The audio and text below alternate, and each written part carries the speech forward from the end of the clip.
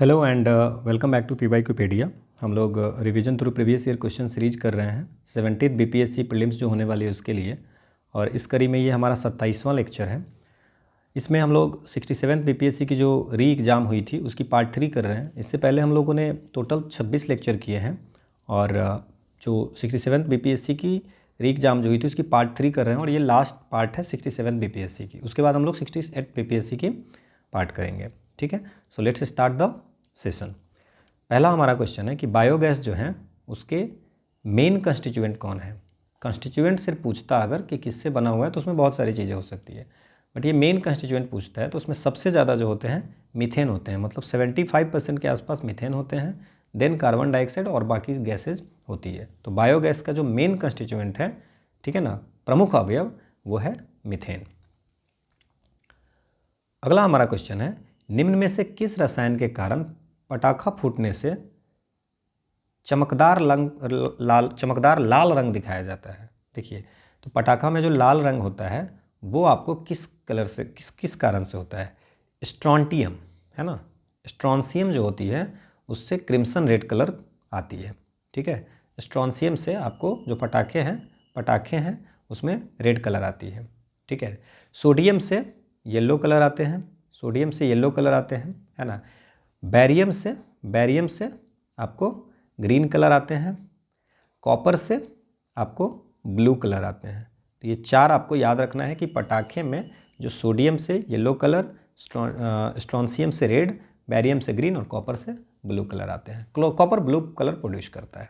ठीक है, अगला हमारा क्वेश्चन है what are the salt loving plants. Salt loving जो प्लांट सॉल्ट को चाहता है और सॉल्ट वाले वातावरण में रहता है तो उसको क्या बोलते हैं। देखिए, मेसोफाइट वो होता है जो प्लांट जो होगा वो मॉडरेट अमाउंट ऑफ, ना ज़्यादा है ना कम, तो मॉडरेट अमाउंट ऑफ वाटर में अगर ग्रो कर जाता है तो उसको बोलते हैं मेसोफाइट। हेलोफाइट उसको बोलते हैं जो सॉल्टी इन्वायरमेंट में जो प्लांट हो जाते हैं तो उसको बोलते हैं हेलोफाइट। और जेरोफाइट बोलते हैं जो ड्राई इन्वायरमेंट में होते हैं। तो आपसे पूछा है कि सॉल्टी में, तो ये कौन सा हो जाएगा आपको, हेलोफाइट इज द आंसर। अगर आप हिंदी पढ़ते तो लवणता युक्त वातावरण प्रेमी पौधों को लवन है ना, तो दो आराम से आंसर लिख सकते थे। तो कभी कभी हिंदी इंग्लिश दोनों पढ़ना चाहिए अगर आपको आता है तो। अगला क्वेश्चन है कि fungi are plant that lack, कवक पौधों में नहीं पाया जाता है। फंगी आर प्लांट, फंगी में क्या नहीं होता है, कार्बन डाइऑक्साइड, क्लोरोफिल नहीं होता है, सनलाइट नहीं होता है, ऑक्सीजन नहीं होता है। तो फंगी में क्लोरोफिल नहीं होता है ना। तो क्लोरोफिल नहीं होता है जो, और क्लोरोफिल क्या होता है, ग्रीन पिगमेंट है जिससे कि प्लांट जो है सो अपना फूड बनाता है। ठीक है ना, ठीक है।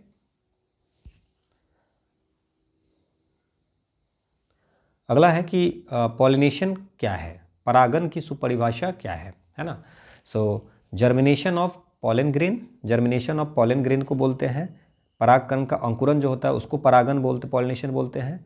ग्रोथ ऑफ पॉलन ट्यूब इन ओविल में जो होता है पराग नली का बीजाणु तक पहुंचना हुआ।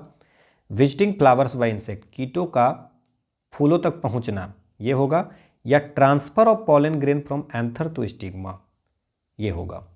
ठीक है ना, तो ये आपको एंथर से ये आंसर होगा कि अब ये कुछ भी कर सकता है, ये आपको जो है सो इंसेक्ट भी कर सकता है ना। तो जो भी पॉलिनेशन कराता है उसको बोलते हैं पॉलिनेटर। हवा से भी हो जाता है ना, हवा से भी हो जाता है, कोई इंसेक्ट भी कर देता है ना। तो पॉलिनेशन इज अ प्रोसेस जहाँ पे पॉलन ग्रेन जो होगा वो आपको पॉलन ग्रेन जो है सो एक फ्लावर से दूसरे फ्लावर तक में जाता है। सो स्टिग्मा से एंथर में जाता है, male part and female part में। ठीक है, तो देखिए आप इसमें, ठीक है, तो आंसर तो आपको समझ में आ गया। नाउ ये है दोनों प्लांट हैं, तो इसमें ये एंथर है मेल वाला और स्टिग्मा जो है ये फीमेल वाला है, ओव्यूल ओवरी। तो यहाँ से पॉलिन ले करके जाता है और यहाँ पे ये पॉलिनेटर हो गया जो पॉलिनेशन कराता है वो, है ना, और ये यहाँ पे जा कर के मिलता है। ठीक है, so this is the process pollination. ठीक है, अगला है कि पौधे अपना पोषक तत्व किससे प्राप्त करते हैं। सो पौधे को जो आपको प्लांट जो होगा न्यूट्रिएंट कहाँ से मिलता है, एटमॉस्फेयर से मिलता है, लाइट से, सॉइल से, क्लोरोफिल से मिलती है। तो मृदा से आपको ये सारी चीज़ें मिलती है, है ना। न्यूट्रिएंट जितनी भी होती है मेनली जो है सो सारी न्यूट्रिएंट्स जो है सो इनको मृदा से मिलती है। तभी तो हम अगर मृदा में न्यूट्रिएंट की कमी होती है तो हम लोग खाद फर्टिलाइज़र देते हैं, है ना। अगला हमारा क्वेश्चन है कि इसमें कुछ चीज़ें दी हुई है। पाइन, फर, स्प्रूस, सेडार, लार्च, साइप्रस, ये सब लकड़ी के पौधे हैं, फेमस टिम्बर यील्डिंग प्लांट्स हैं, ठीक है ना। इसमें से ये plants of which several also occur widely in the hilly region of India, all this belongs to, ये सब जो प्लांट, ये जो आपको प्लांट दिए हैं ये आपको बोल रहे हैं भारत के पहाड़ी क्षेत्रों में भी पाया जाता है। इसको क्या बोलते हैं? एक बीजपत्री, मोनोसाइटलेडॉन्स, द्विबीजपत्री, डाइकोटिलेडॉन्स, आवृत बीजी, एंगियोस्पर्म, अनावृत बीजी, जिम्नोस्पर्म। तो पहले तो सर ये पता बता दो कि इसमें होता क्या है। देखिए थोड़ा सा बेसिक मैं बता देता हूँ। प्लांट्स जो होते हैं दो तरह की उसमें होते हैं, एक होते हैं वस्कुलर प्लांट होते हैं और एक होते हैं non vascular plant. Non vascular में आपको याद रख सकते हैं मोसेज वगैरह जो होते हैं वो नॉन वस्कुलर में होते हैं। लाइव मैं ज़्यादा पीएचडी नहीं करा सकता हूँ, आप अगर जानते होंगे तो रिवीजन हो जाएगा, नहीं तो आप याद कर लेना, ठीक है। वस्कुलर प्लांट्स जो होते हैं उसमें होते हैं प्लांट्स जिसमें सीड्स होते हैं, बीज होते हैं, ठीक है। और एक होती है जिसमें सीडलेस होती है, सीडलेस प्लांट होता है। सीडलेस प्लांट में अगर बात करें तो फर्न हो गया, फर्न जो होता है वो सीडलेस प्लांट होता है, ठीक है। यहाँ तक क्या है। अब जहाँ सीड होगा तो सीड में क्या हो सकता है, एक होता है एंजियोस्पर्म, एंजियोस्पर्म्स होते हैं, और एक होते हैं जिम्नोस्पर्म। जो चीज़ नहीं समझ में आए उसमें जितना समझ में आए वही रट्टा मार लेना होता है। जिम्नोस्पर्म जो होता है, जिम्नोस्पर्म बोलते हैं अनावृत बीजी। जैसे अगर कोई फ्लावर का पेड़ है, फ्लावर है, कोई वेजिटेबल है, और डेसिडस जितने भी है ना, डेसिडस जितने भी ट्री है ये सब जो है सो ओके नहीं सॉरी एक मिनट, ये आपको जिम्नोस्पर्म में जितने ये पाइन है, जो भी आपको ये दिया हुआ है, पाइन हो गया, फिर ट्रीज हो गया, ये सब आते हैं जिम्नोस्पर्म्स में। पाइन, फिर, स्प्रूस, सेडार, है ना, लार्च, साइप्रस, ये सब जिम्नोस्पर्म में आते हैं। अब एंगियोस्पर्म जो होते हैं, एंगियोस्पर्म जो होते हैं ये आवृत बीजी है, कवर वाला और बिना कवर वाला, है ना, आवृत बीजी, अनावृत बीजी। तो ये आपको इसमें दो होते हैं, एक होते हैं मोनोकॉट, है ना, जिसको ये मोनोकाइटोलेडॉन्स बोलते हैं, और डाइकॉट जिसको डाइकाइटिलेडॉन्स बोलते हैं, और डाइकॉट, ठीक है। सो डाइकॉट में ये आपको आते हैं फ्लावर, वेजिटेबल और डेसिडस ट्री। नहीं समझ में आया तो रट लेना, डेसिडस ट्री। और मोनोकॉट्स में आते हैं ग्रास, है ना, पाम ट्री, है ना, ये आपको ये सारी चीज़ें जो होता है लिलीज वगैरह इसमें आता है मोनोकॉट में, ठीक है। तो आपसे जो क्वेश्चन पूछा है टिम्बर यील्डिंग प्लांट्स, ये जिम्नोस्पर्म का एग्जाम्पल है। समझ में आ गया। तो जिम्नोस्पर्म जो होता है ये आपको सीड प्रोड्यूसिंग प्लांट होता है, और इसमें जिम्नोस्पर्म में एक चीज़ हो गया, जिम्नोस्पर्म वाले जो प्लांट होते हैं इसमें आपको फ्लावर या फ्रूट नहीं होते हैं। जिम्नोस्पर्म जो होते हैं सीड प्रोड्यूसिंग प्लांट है, that do not have flower और फ्रूट्स। एंजियोस्पर्म जो होता है, एंजियोस्पर्म जो होते हैं वो आपको, एंजियोस्पर्म जो होते हैं इसमें फ्लावर होते हैं, ठीक है, जिसमें फ्लावर होते हैं, फ्लावर होते हैं। और ये जो सीड होते हैं, सीड वो फ्रूट में रहते हैं, जैसे आम है ना, उस तरह सीड जो होगा फ्रूट में होते हैं, ठीक है।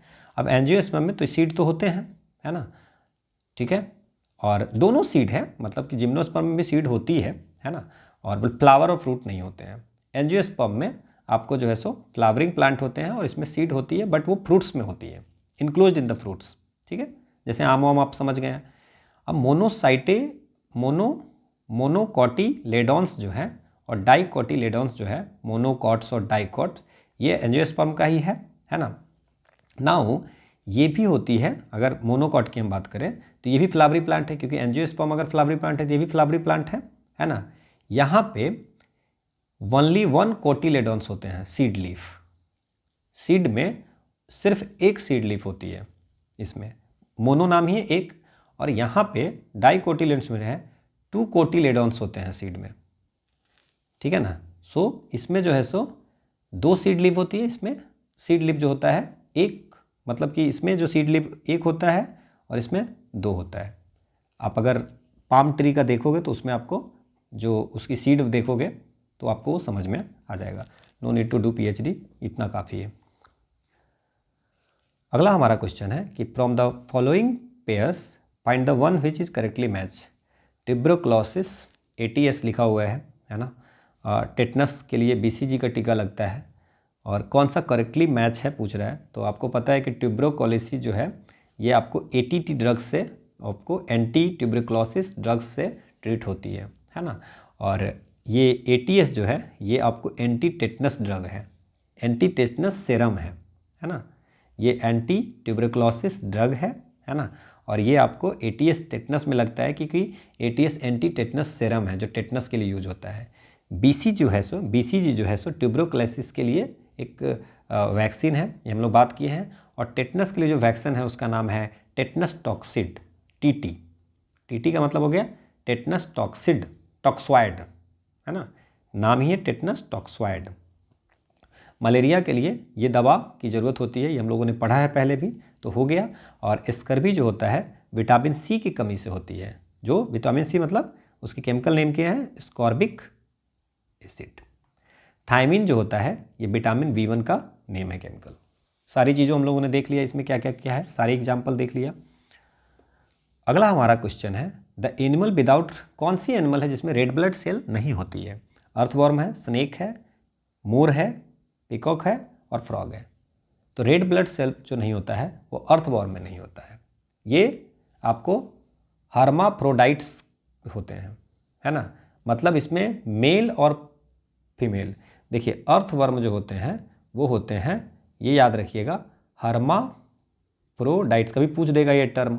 अब हर्माफ्रोडाइट्स क्या होता है, इसमें मेल और फीमेल दोनों ऑर्गन होते हैं, reproductive organ, male and female reproductive organ होते हैं।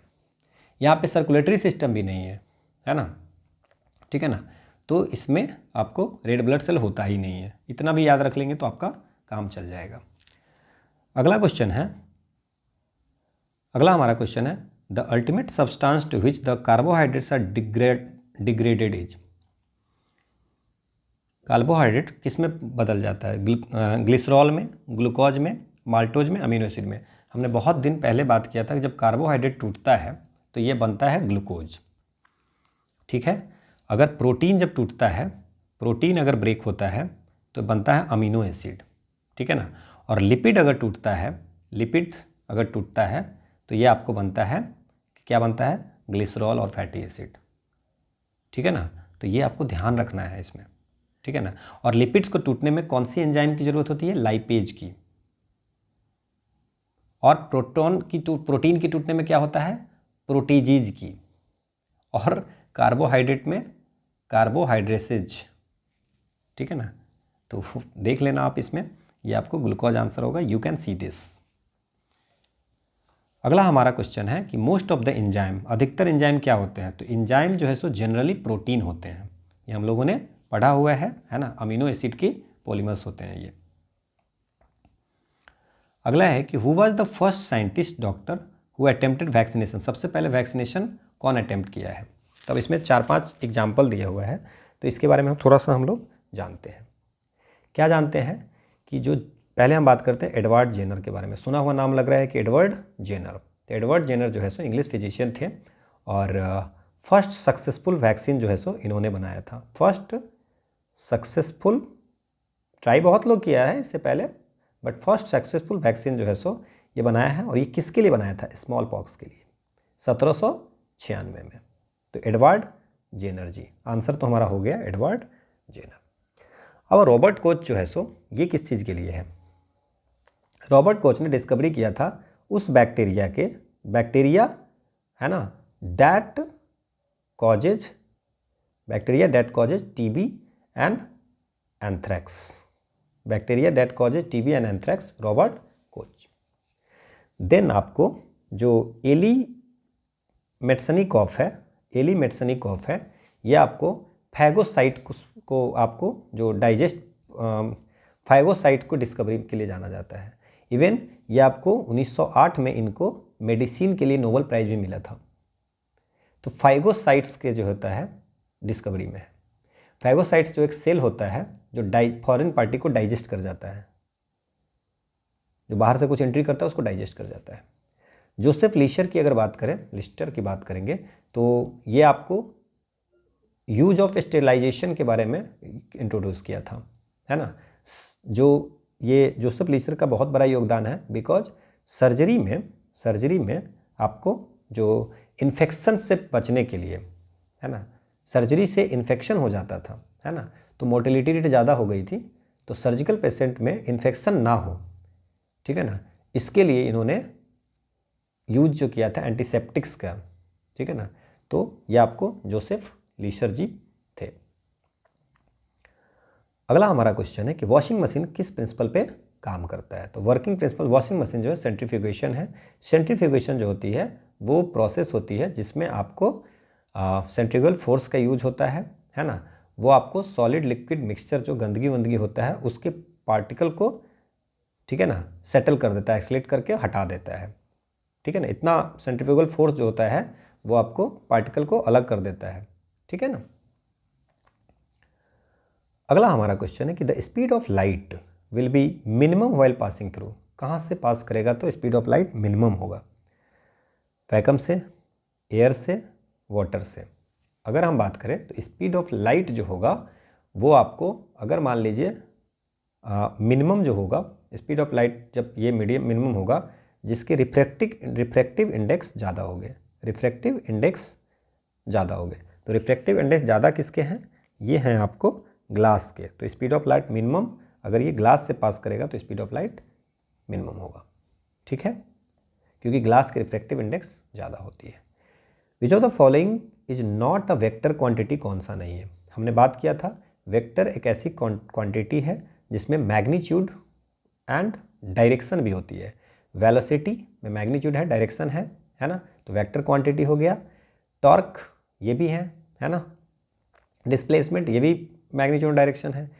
स्पीड जो है उसमें मैग्नीट्यूड तो होता है बट डायरेक्शन नहीं होता है, तो this is not a vector quantity, ये स्केलर है। बेसिक सा क्वेश्चन है ये।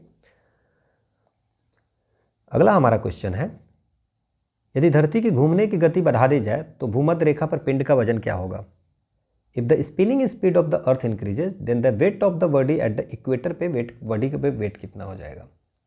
एक चीज़ आप समझिए इसमें कि अर्थ की रोटेशनल स्पीड को इंक्रीज कर देंगे, तो रोटेशनल स्पीड को इंक्रीज कर देंगे तो एक्सलेशन ड्यू टू ग्रेविटी जो है सो डिक्रीज कर जाएगी, ठीक है ना, एक्सलेशन ड्यू टू ग्रेविटी।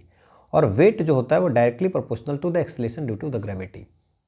तो एक्सलेशन ड्यू टू ग्रेविटी अगर कम हो गया तो वेट भी कम हो जाएगा, ये कम हुआ तो ये भी कम हो जाएगा, सो वेट जो होगा वो डिक्रीज कर जाएगा।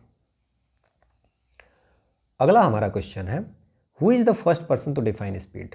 स्पीड को किसने, गति को सबसे पहले किसने डिफाइन किया था? क्या न्यूटन जी थे? न्यूटन की तो आपको पता ही है, first law second law motion का। केपलर जी, पता ही है, केपलर ने जो आपको लॉ ऑफ प्लानिटरी मोशन दिया है, law of planetary motion. Then आपको ये टॉलमी जो है, क्लॉडियस टॉलमी है, ये ग्रीक एस्ट्रोनॉमर हुआ करते थे और मैथमेटिशियन भी होते थे। ये आपको जियोसेंट्रिक मॉडल ऑफ यूनिवर्स के कंट्रीब्यूशन के बारे में जाने जाते हैं। गैलीलियो जो हमारे थे, ये इटली के फिजिसिस्ट थे, है ना। इन्होंने सबसे पहले स्पीड को आपको और डिस्टेंस और टाइम्स को मिला करके स्पीड को मेजर किया था, और इन्होंने स्पीड को डिफाइन किया था the distance covered per unit time, ठीक है। और ये आपको डिस्टेंस पर यूनिट टाइम, ये आपको किसने किया था? गैलीलियो ने। तो ये हम लोग याद रख लीजिए। अगला हमारा क्वेश्चन है, what is the law in which under the same condition of temperature and pressure equal volumes of all gases contain equal number of molecules? ये आपको एवोगाड्रोज की लॉ है। एवोगाड्रोज लॉ कहता है कि सेम टेम्परेचर और same pressure पे equal volume of gas contains an equal number of molecules, चाहे गैस का टाइप कोई भी हो। ग्राहम्स लॉ कहता है कि rate of diffusion of a gas ये इन्वर्सली प्रोपोर्शनल टू द है square root of the molar mass. मतलब जो अगर लाइटर गैस होगा तो डिफ्यूज फास्टर करेगा, हैवियर गैस डिफ्यूज जो है सो आराम आराम से करेगा। पास्कल लॉ कहता है कि अगर हम प्रेशर किसी पे फ्लूइड पे, किसी लिक्विड पे अगर हम लोग प्रेशर अप्लाई करेंगे, ठीक है ना, तो प्रेशर फ्लूइड के हर डायरेक्शन में लगेगा। इसको हाइड्रोलिक सिस्टम का प्रेशर भी, हाइड्रोलिक सिस्टम का भी अगर आपको प्रिंसिपल कहते हैं। This is the basis for the hydraulic. And कोरियोलिसिस जो होता है वो फोर्स नहीं होता है, इफेक्ट होता है। ये आपको अर्थ के रोटेशन से आपको जो है सो ये डिफ्लेक्शन होती है मूविंग ऑब्जेक्ट का, वो आपको कोरियोलिस इफेक्ट है। अगला हमारा क्वेश्चन है कि थ्योरी ऑफ रिलेटिविटी किस साइंटिस्ट ने दिया था?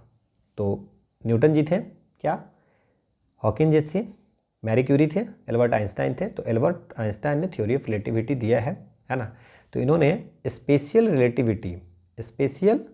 रिलेटिविटी दिया था आपको 1905 में, और जनरल रिलेटिविटी जो दिया था 1915 में, ठीक है ना।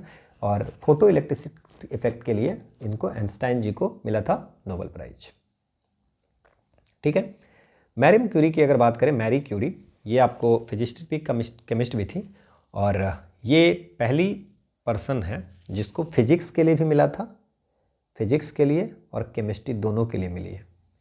First women to win Nobel prize and the only person to win Nobel prize is दो डिफरेंट साइंटिफिक फील्ड में नोबेल प्राइज जीतने वाली पहली है, और पहली विमेन भी है मैरी क्यूरी। इसका बस यही याद रखिए आप, है ना। रिसर्च रेडियो एक्टिविटी में आपने इन्होंने रिसर्च किया था, ठीक है। हॉकिंस की बात करें, अगर हॉकिंग की बात करें तो ये ब्रिटिश के थे, है ना। और कॉस्मोलॉजी में इनका बड़ा है, और न्यूटन का तो गति का सिद्धांत आप लोगों को पता ही है। सो कॉस्मोलॉजी में इनका बहुत बड़ा योगदान है। किसमें? कॉस्मोलॉजी में।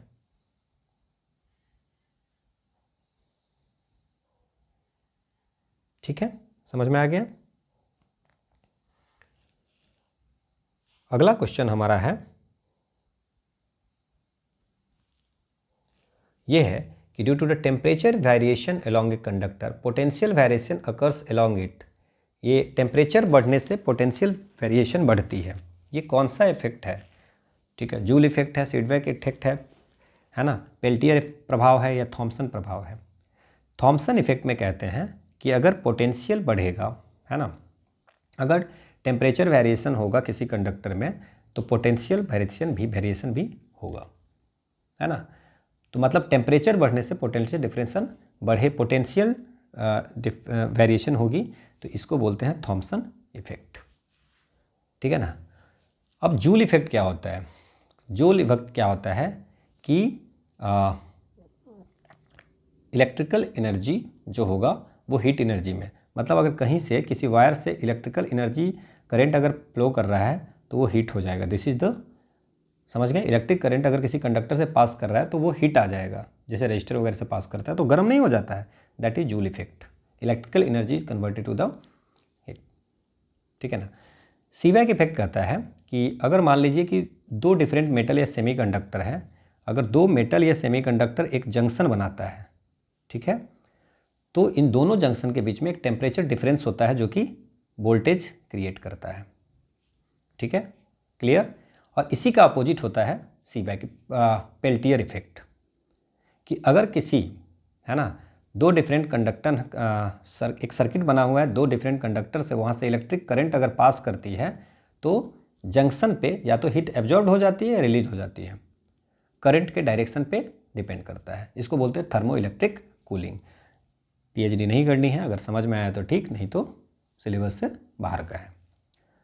Who has become the first player to cross 3000 run in T20 international में? तो उस समय का है फास्टेस्ट 3000 रन जो बनाया है वो हैं मोहम्मद रिजवान जी हैं, जो पाकिस्तान के हैं, फास्टेस्ट 3000 रन इन T20।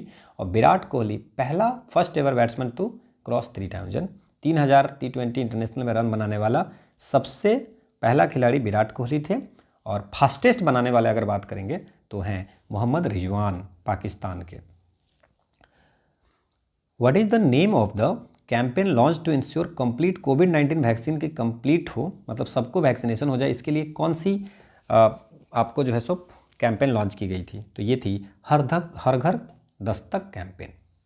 जितने भी एलिजिबल बेनिफिशियरीज हैं उन सबको टीका लगाना है।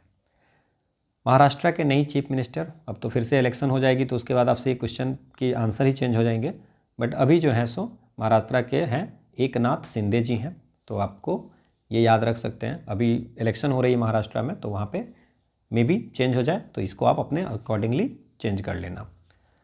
अगला क्वेश्चन है, हु हैज़ स्टार्टेड द हर घर तिरंगा अभियान on the occasion of India 75th independence में? किसने स्टार्ट किया था हर घर तिरंगा कैंपेन?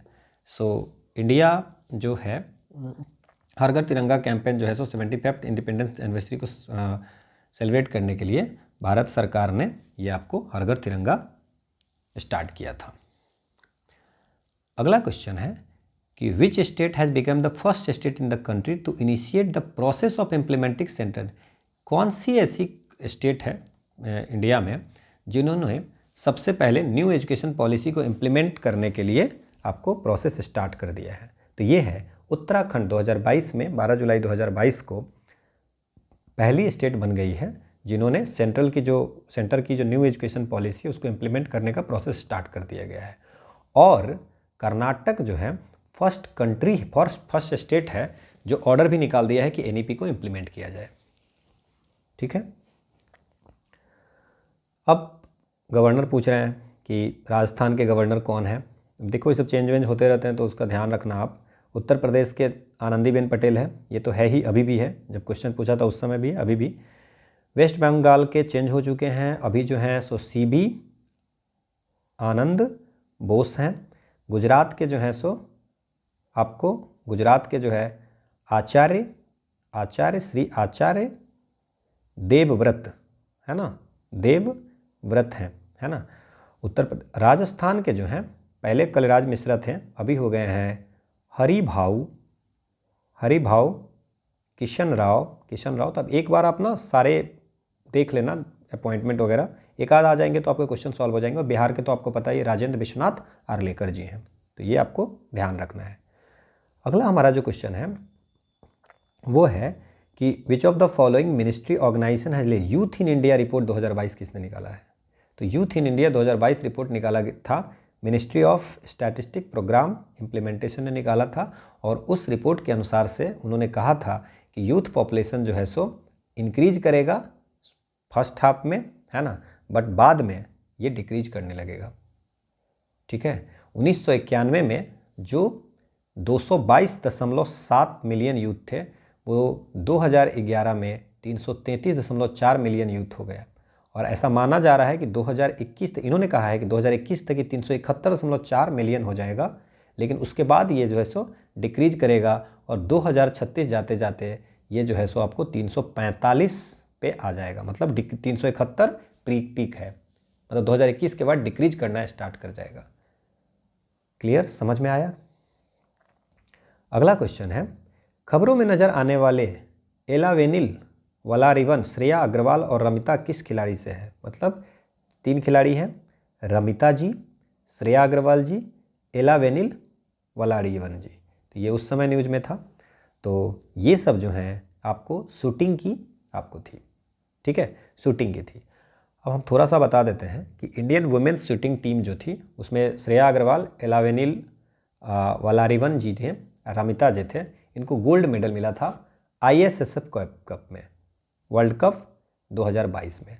तो 2024 का जो है ना ISSF शूटिंग फेडरेशन वाली है ना वर्ल्ड कप हुई है ना, ये जो है सो आपको इसमें ये कहाँ पे हुई है? म्यूनिक जर्मनी में हुई है। और इंडियन शूटर जो हैं सर्वजीत सिंह को आपको गोल्ड मेडल मिला है 10 मीटर एयर पिस्टल में। ठीक है ना। और 50 मीटर में ब्रोंज मिला है, सर्वजीत को मिला है। ये याद रखना 2024 का है ना, शूटिंग फेडरेशन वाला है ना world cup, ISSF world cup है ना। और शिफ्ट कौर शर्मा है, क्या है नाम? शिफ्ट कौर शर्मा जी को आपको 50 मीटर में मिला है ब्रोंज, और ये इनका दूसरा मेडल है वर्ल्ड कप में, मतलब पहले भी मिला रहा होगा, है ना। अगला क्वेश्चन है कि recently who has been assigned the charge of the ministry of minority affairs का चार्ज किसको है? तो अभी अगर बात करें तो ये सब तो पुराना हो गया। अभी मिनिस्ट्री ऑफ करेंट जो माइनॉरिटी अफेयर्स के हैं वो हैं किरेन रिजिजू जी, ठीक है ना। तो ये हैं और ये पहले बुद्धिस्ट हैं, फर्स्ट किरेन रिजिजू। ये जो है सो या फर्स्ट बुद्धिस्ट हैं, ठीक है ना, जो ये पोजीशन पे आए हैं, ठीक है ना। और मिनिस्टर ऑफ स्टेट कौन है मॉनेटरी अफेयर्स का? ये है जॉर्ज कुरियन, जॉर्ज कुरियन, ये minister of state for monetary affairs है। क्लियर। अगला क्वेश्चन है कि यूपीए का यूनाइटेड प्रोग्रेसिव अलायंस जो अब इंडिया गठबंधन बन गया है, 15वां जो प्रेसिडेंट की इलेक्शन हुई थी उसमें यूपीए की तरफ से कौन थे खड़े? तो हमारे जो एनडीए की तरफ से जो खड़े थे वो कौन थे? वो आपको थे एनडीए की तरफ से थे द्रौपदी मुर्मू जी, और इनकी तरफ से खड़े थे यशवंत सिन्हा 15वें प्रेसिडेंशियल इलेक्शन में, ठीक है ना। ये आपको मिनिस्ट्री ऑफ फाइनेंस भी रहे हैं पहले, है ना, मिनिस्ट्री ऑफ एक्सटर्नल अफेयर्स भी रहे हैं। तो यशवंत सिन्हा जो है सो आपको लड़े थे। अभी तो ये पूछेगा नहीं आपसे, who has received the international Booker prize for her novel Tomb of Sand, Ret Samadhi के लिए किसको मिला था? गीतांजलि श्री को मिला था।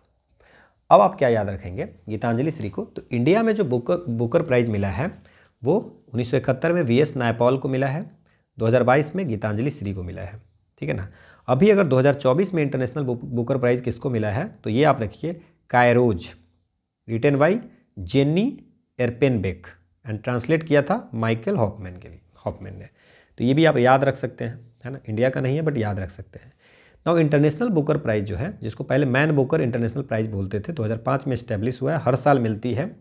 और ये मिलती है सिंगल बुक जो ट्रांसलेटेड इंग्लिश में होगा और यूनाइटेड किंगडम एंड आयरलैंड में पब्लिश होगा, इंग्लिश में ट्रांसलेट होगा। जैसे कि मान लीजिए टॉम्ब ऑफ सैंड जो है सो गीतांजलि श्री की थी, वो आपको इंग्लिश में ट्रांसलेट हुई थी। अभी मिली है कायरो, रिटन बाई जेन्नी। कायरो जेन्नी तो आप याद रख सकते हैं, है ना, नहीं तो आप क्वेश्चन बनाएंगे तो आपको उस समय याद आ जाएगा। Who has been awarded with the Dada Saheb Phalke Indian television award 2022, तो ये मिला था दीप श्रेष्ठ को मिला था। अभी वाला रिसेंट वाला हमने पिछले क्लास में किया था, आप देख लीजिएगा। इकोनॉमिक सर्वे ऑफ बिहार 2021-22 के अंतर्गत अर्बनाइजेशन का लेवल स्टेट में कितना है? तो बिहार इकोनॉमिक सर्वे के अनुसार से अर्बनाइजेशन जो है बिहार में बहुत स्लो है ना, और बहुत कम इंक्रीज कर रहा है।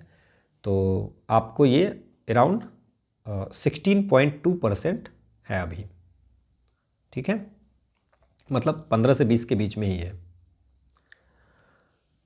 खादी की ब्रांड एम्बेसडर बिहार में कौन है? तो ये हैं मैथिली ठाकुर को अभी बनाया गया है, मैथिली ठाकुर को बिहार खादी का हैंडीक्राफ्ट का ब्रांड एम्बेसडर। अगला क्वेश्चन है, सीता माता की विश्व की सबसे लंबी मूर्ति 251 मीटर की बिहार के किस जिले में बनवाया जा रहा है? तो ये आपको बनवाया जा रहा है विश्व का सबसे टॉलेस्ट सीता माता की मूर्ति, ये सीतामढ़ी के पुनौरा धाम में बनाया जा रहा है, जो कि आपको ये 251 फीट की होगी। अगला हमारा जो क्वेश्चन है वो ये है, गवर्नर ऑफ बिहार कौन है? ये आर्लेकर जी हैं, Rajendra Arlekar. Chief justice of Bihar क्या है? के विनोद चंद्रन जी हैं। ये सब पढ़ चुके हैं हम लोग, है ना, के विनोद चंद्रन, ये आर्लेकर जी हैं। बिहार के चीफ मिनिस्टर ये फिक्स हैं, नीतीश कुमार जी हैं। और चीफ इलेक्टोरल ऑफिसर जो बिहार के हैं वो हैं HR श्रीनिवास, जो ये भी ठीक है, मतलब ये दोनों चेंज हो गए हैं, ठीक है। ऑपरेशन प्रहार बिहार में किस चीज़ से रिलेटेड है? ठीक है ना, तो ये लिकर बैन से रिलेटेड है ना। ऑपरेशन प्रहार लॉन्च किया गया बिहार गवर्नमेंट में, जो इलीगल प्रोडक्शन या सेल या कंजम्पशन जो लिकर की होती है उसको रोकने के लिए। अगला क्वेश्चन है, बिहार के ऋतिक आनंद ने ब्राज़ील में आयोजित 24वें समर डेफ बैडमिंटन ओलंपिक में भारत के लिए कौन सा पदक जीता है? तो ये गोल्ड मेडल जीता था, है ना। अभी जो है अगर हम बात करें तो इसके बाद जो है सो अभी जो 25वां जो होने वाला है, 25वां अभी हुआ नहीं है, ठीक है ना, आपके एग्जामिनेशन से पहले हो जाएगा। तो 25वां जो समर डीफ ओलंपिक है ना, डीफ ओलंपिक जो होने वाला है ये होगा कहाँ? टोक्यो में होगा। ये 15 से 26 नवंबर होगा। तो आपके एग्जामिनेशन से पहले इसकी रिजल्ट निकल जाएगी, अगर कुछ होंगे तो आपको पता चल जाएगा। लास्ट जो हुआ था डेफ बैडमिंटन ओलंपिक, उसमें बिहार के ऋतिक आनंद को दिए। तो इतना तो याद रख लीजिए, 25वां जो है सो समर डेफ बैडमिंटन ओलंपिक जो है सो टोक्यो में होने वाला है। At which place in Bihar north India का पहला बर्ड रिंगिंग स्टेशन जो है सो खोला गया है? तो नॉर्थ इंडिया का पहला बर्ड रेंकिंग स्टेशन जो है भागलपुर बिहार में खोला गया है। ठीक है ना, यहाँ पे आप जा करके स्टडी मॉनिटर कर सकते हो माइग्रेटरी बर्ड्स का। अगला क्वेश्चन है, विच of the following in Bihar started the vulture conservation plan? Bihar में किसने स्टार्ट किया है? Rajgir wild life sanctuary, Valmiki, Kanwar lake, Kaimur tiger. तो वाल्मीकि टाइगर रिजर्व जो है बिहार में, उनके अथॉरिटी ने प्लानिंग किया है कि वल्चर को कंजर्व करेंगे। ठीक है ना, क्योंकि हाल में एट दैट टाइम देखा गया था, बहुत सारे वल्चर को देखा गया था, तो सोचा गया था कि अब इसको प्रोटेक्ट किया जाएगा। एक सुनंदनी कार्यक्रम है, ये सुनंदनी कार्यक्रम क्या है? देखिए, बिहार सोशल वेलफेयर डिपार्टमेंट जो है, इन्होंने एक सुनंदनी इनिशिएटिव लाया था, है ना। इसमें क्या है कि जो आंगनवाड़ी वर्कर्स हैं उसको एकेडमिकली प्रोफिशिएंट बनाना है। इसमें क्या करना है कि उनको सर्टिफिकेट एंड डिप्लोमा देना है। किसको? आंगनवाड़ी वर्कर को, कि हिंदी और इंग्लिश भी उसको आ जाए अच्छे से, इसके लिए। तो this is for the anganwadi worker. अगला हमारा क्वेश्चन है कि कौन सी country, which countries former prime minister Shinzo Abe को उस समय शॉर्ट डेड कर दिया था, है ना, इलेक्शन के कैंपेन के दौरान में? तो ये जापान के थे, शिंजो आबे, है ना। अभी बात करेंगे कि ये किसीदा जी हैं, है ना, किसीदा, है ना, फ्यूमियो किसीदा, ये जापानीज पॉलिटिशियन है। ये अभी जापान के प्राइम मिनिस्टर के रूप में हैं, अभी सर्व कर रहे हैं। तो जापान का अगर पूछेगा प्राइम मिनिस्टर तो क्या बोलेंगे? Fumio Kishida. अगला क्वेश्चन है, the United National General Assembly has adopted an India sponsored resolution on multilingualism. Multilingualism पे यूनाइटेड नेशनल जनरल असेंबली ने जो है सो एक रिजोल्यूशन पास किया है। उसमें which language mention in the, पहली बार कौन सी लैंग्वेज को यूज किया गया है? तो सबसे पहली बार उसमें हिंदी को यूज किया गया है, और उसमें बांग्ला को भी यूज किया है फर्स्ट टाइम, और उर्दू को भी यूज किया है। ठीक है ना, क्लियर? तो 2022 में किया था ये, हिंदी, बांग्ला और उर्दू सबको किया था। So the UN general assembly has adopted Indian sponsored resolution on multilingual, which language mention in the for first time? तो हिंदी, बांग्ला एंड उर्दू। ठीक है। अगला हमारा क्वेश्चन है, यूक्रेन में रूस के सैन्य अभियानों पर चर्चा करने के लिए महासभा के आपातकालीन सत्र की अध्यक्षता किसने की थी? Who presided an emergency session of the General Assembly to discuss Russia military operation in Ukraine? पुरानी न्यूज हो गई है इसमें, है ना। तो इसमें आप लोग क्या याद रख सकते हैं? इसमें 2022 में हुआ था, और इसमें ये अब्दुल्ला शाहिद जी जो थे, ये आपको अब्दुल्ला शाहिद जो थे, ये मालदीव्स के पॉलिटिशियन थे, है ना। वो प्रेसिडेंट बने थे उस समय में, पर वो अध्यक्षता किए थे। ठीक है ना। अच्छा, यूएनजीए के प्रेसिडेंट कौन है पता है आपको? यूनाइटेड नेशन जनरल असेंबली के अभी ये हैं फिलेमॉन यांग, है ना, ये कैमरून के हैं। ये भी पूछता है कौन सी कंट्री के हैं, ये आपको 10 सितंबर 2024 से है, तो नया पॉइंट ये याद रखेंगे। India evacuated people as part of which mission to बिंग, यूक्रेन से जो इंडियन लोगों को लाया गया था, किस मिशन के तहत लाया गया था? तो ये है ऑपरेशन गंगा। ऑपरेशन गंगा के तहत वहाँ पे जितने भी थे उनको लेके आया था। इवन अपने कंट्री के लोगों को तो लाया ही था, पड़ोस के कंट्री को भी लेके आ गए थे।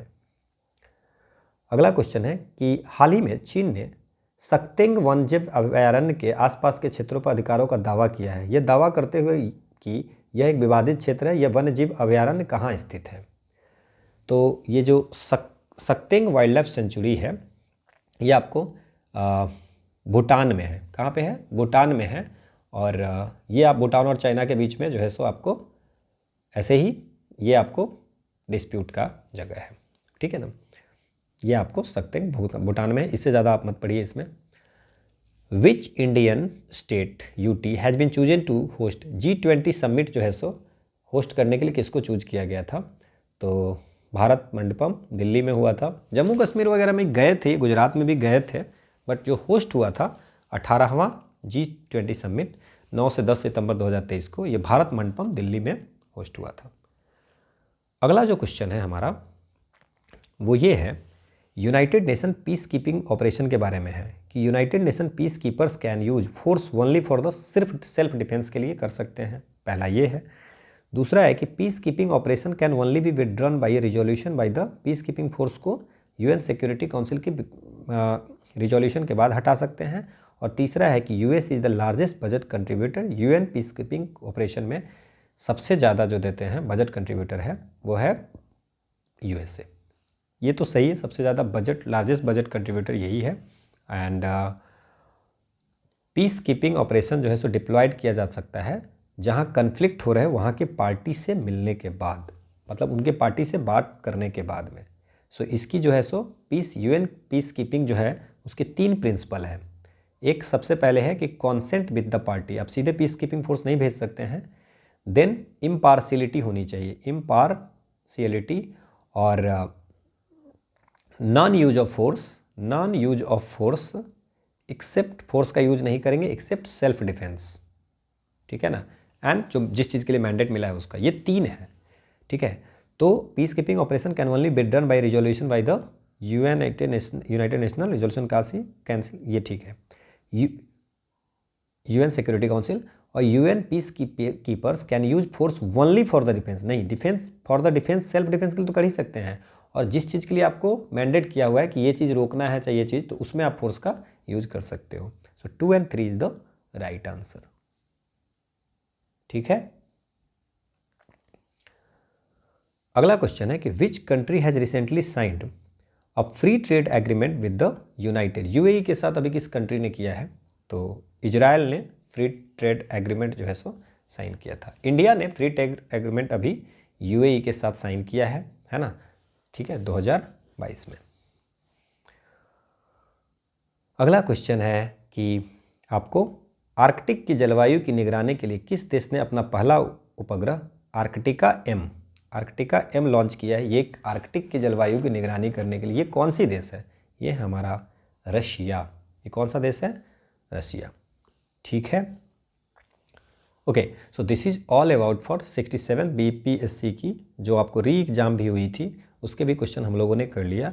This is the quote of the day, that hard work beats talent when talents does not work. आपके पास बहुत टैलेंट है बट आप अगर वर्क नहीं कर रहे हो तो आपका कुछ नहीं होगा, बट किसी के पास कम टैलेंट है वो हार्ड वर्क करके टैलेंट वाले को बीट कर सकता है, ठीक है। तो ये नहीं सोचना है कि हमको बहुत आता है तो हमें नहीं पढ़ना है, ठीक है ना।